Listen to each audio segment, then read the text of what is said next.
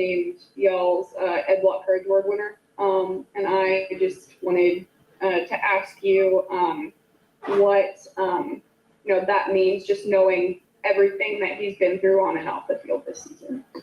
Yeah, I mean, the amount of respect that Terron has in this locker room from peers, the coaching staff, I think is incomparable to anybody. So I think there's nobody more deserving. Obviously, all the things that he does to get back on the field and keep his body together and what he means to not only our offense but our team. I think it's a great selection and definitely well deserved. Next one's from Amos Morale. Yeah, I wanted to ask you, what have you seen from that Bears offense that maybe has changed or evolved since the last time you guys played them earlier this year? Well, I think they're complementing, their offensive scheme really well. So you already had the runs that are a little bit difficult to deal with because they got jet motions and tight end swaps and all these things that distract you. And then it's hitting downhill. They got a really good running back who can run through contact. It's good balance and can follow blocks. But I think the biggest part is they've been doing a lot more movement passes and play actions to stay or to marry with that run game. And it makes it really hard, especially if you have undisciplined eyes. It keeps them ahead of the sticks. It makes it easy for the quarterback to just get the ball out of his hands or give him a run option. And so we're going to have to deal with a lot of that movement and be able to get them into situations where they have to go to drop back. So that means that we got to stop the run, and that means we'll have to have disciplined eyes when they hit us with play actions and really make them get into a spread out drop back game. Next one's from Luke Johnson. It's kind of a two-parter, but it's all related. First of all, I think you guys finished tied for league lead in interceptions this year. Just curious if you could explain why you think that is. If it's like a combination of scheme and ability or any one individual thing. And then if you could kind of break down what you saw on that interception in the end zone last week. Yeah, as far as the interceptions as a group, that's one of our goals is to turn the ball over as many times as we can. And that just means, taking advantage of the opportunities that come. I think if you ask anybody in our room, we felt like we dropped way too many this year. And so that's been a point of emphasis. So that's part talent and scheme. But as far as the one play from this past week, it's just a simple combination route that majority of teams have where they're running a double post. And I was just able to slip into that second window as that deep defender. Next one's from Amy Just. Yeah, a lot has been made about how offensively the team is getting back to full strength, but the secondary and the defense is getting there too, with Marcus coming back to practice and CJ potentially coming back and P-Rob being almost ready to come back. How big is that for y'all as we move down the playoffs here? I mean, that's huge. In the games that are most important and you want your best players on the field. So anytime you get, guys of that caliber to come back into the lineup, makes us better as a unit. We've had a lot of people step up, in the rotation over the last few weeks. But to have, your best guys out there in the games that count the most is what you want. So obviously we're excited for that. Next one's from Luke Johnson. Is the kind of atmosphere in the locker room at all comparable, different to the atmosphere that you experienced in Philadelphia during some of those playoff runs this year, or even like some of the earlier playoff teams in New Orleans for you? Yeah, the vibe in the locker room, I think is very similar. We're not going to make, a huge deal out of it being, football. We don't have to change up anything, or now all of a sudden that's the playoffs.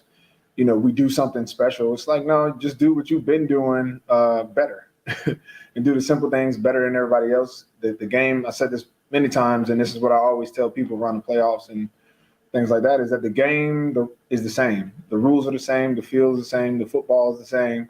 Just do what you've been doing to win games. The only thing that is different are all the things outside of the field. More fans, more cameras, bigger stakes. But the task and what wins football is always the same. On defense, we want to take the ball away, keep scoring down, win the situations. On offense, you score more points than the other team. And so for us, it's just not doing anything different as far as our process. It's got us to this point, and it'll get us through if we just continue to, do our jobs. Next one's from Amy Just. Yeah. Y'all have played, the entire regular season to get the best possible seed that you can have for home field advantage. Obviously, that's going to look a little different this year with only like 3,000 fans in the stands. Is there something else that y'all can do to help create some home field advantage with creating the energy yourself? Or is that just something that's just going to be a little weird this year? Well, I think, we've all had to get used to not having, the type of fans that we have in the stadiums around the country. It's been weird, but I think we've all adjusted to it.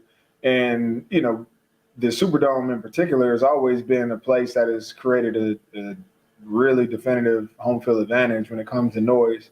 But we've obviously grown accustomed to not having that this year.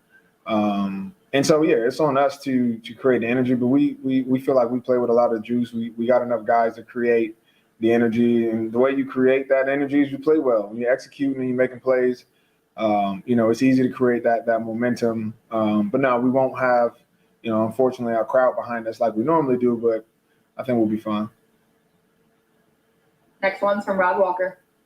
And Malcolm, do you feel like y'all played the perfect game yet? Or, do you feel like the team's ascending, or just where do you feel like y'all are right now going into the playoffs?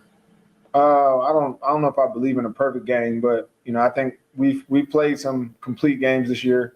And I think heading into the playoffs, we feel good about, being balanced, having an attack that is, not just, a good offense or a strong defense, but really clicking on all three cylinders, special teams, defense, and offense, all really working together. And I think, that's a good sign moving into the playoffs. I think we're built to last, but, for us, it's really all about the Chicago Bears, and we played this team earlier this year, so we're very familiar. We think they match up well, and that'll be a tough game. So really all the resources in our minds are, built on how do we win this week. That's obviously the only one we're guaranteed. Last one's from Stacey Dales. Hey, Malcolm, I know several weeks ago you mentioned compared to the other two Super Bowl teams you've been a part of that there was a different feel to this year's Saints team. Heading into the playoffs this week specifically, how do you reflect on that?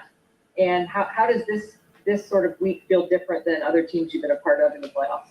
Well, I think what's different probably about this team is that this is really the first one where you in the offseason and going into the preseason, you pretty much know that we're going to be a postseason team. We still had to go earn it and figure out what seed, but we knew we're talented enough to be here, and we've been here obviously the last few years. I think the challenge that we face now is that we don't assume that just because now we're here in the playoffs that, this is just a journey to the Super Bowl. We got to be right here, right now. Chicago Bears, the only thing that we can be focused on. And we know everybody wants to feed us the narrative about, not taking care, of things in the playoffs, not being able to get to that big game. And it's the easiest way to fall right into that narrative is to be looking down the road, at what our goals are, especially the closer and closer that we creep up to them. So as a leader on this team, and just my message really has been, obviously one game at a time, one practice at a time, doing everything that you can to beat Chicago Bears. The rest of those things will play itself out. But I think, we're excited for the opportunity to be in the tournament, obviously.